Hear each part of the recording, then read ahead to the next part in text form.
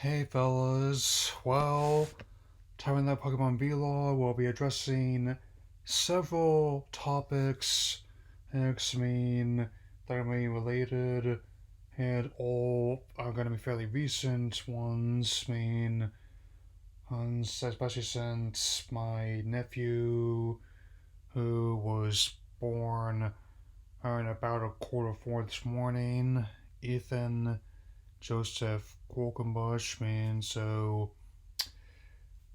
definitely, hey, you might say, hey, things are gonna be a bit different, and, and but anyway, let's get things started. Like, first off, as I'm currently on episode 6 of Pokemon Journeys on Netflix, working my way back to Mew. I see what you did there. It turns out it just started streaming. It's already a big hit for the platform, debuting inside the top five. Since I guess they changed their metric of success there. Here, right in between Space Force, making assumptions there, and above the the animated comedy F is for Family, which isn't my cup of tea.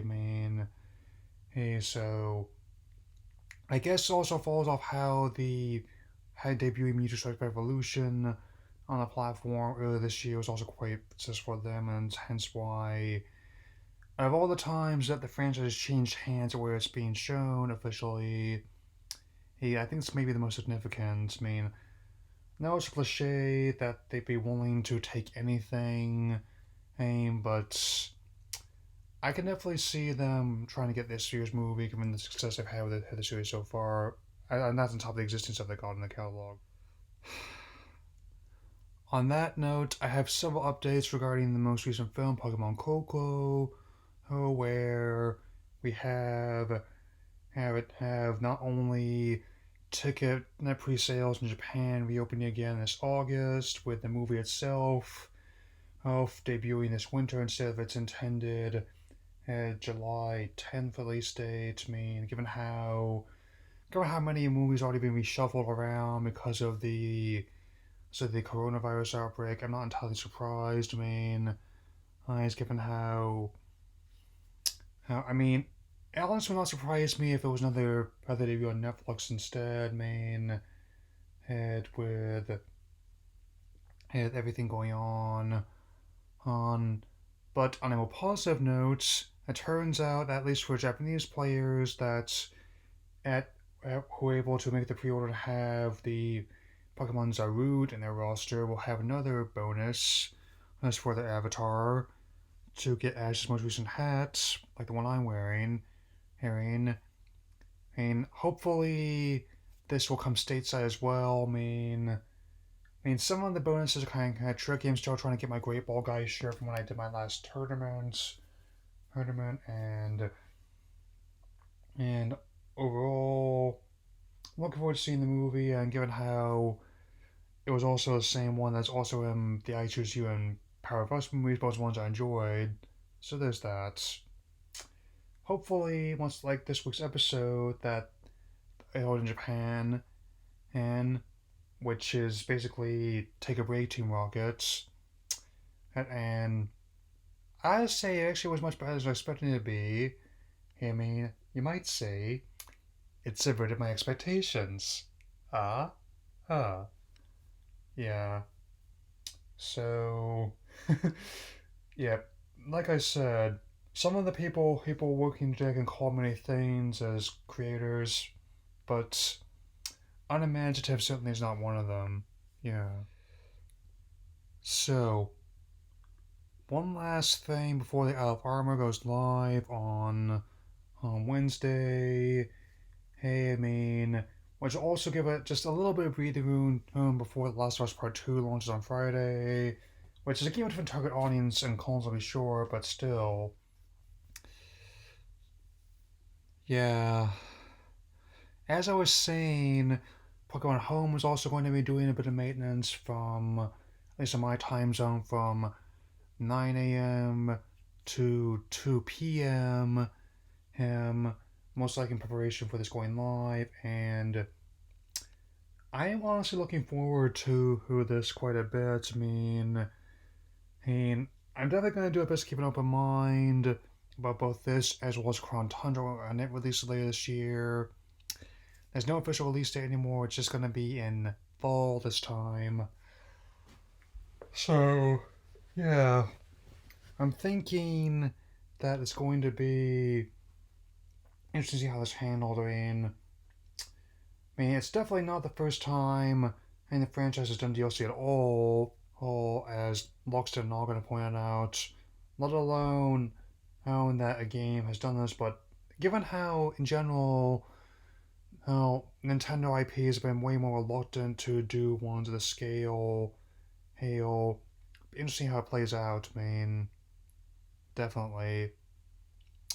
So, and all in all, I really cannot imagine this being worse than something like Fallout 76, which took a lot more just to get to being, as Jim Sterling put it, a slightly worse version of Fallout 4, or to do a 2K20, where not only did that end up basically canceling 2K21 in favor of an arcade, its spin off known as Battlegrounds, fingers crossed about that one, um, or even most infamously in my recent memory, Anthem, where they were planning to do updates, but the core game itself was still fundamentally messed up. They basically had to say, hey, screw it, we're going back to square one on and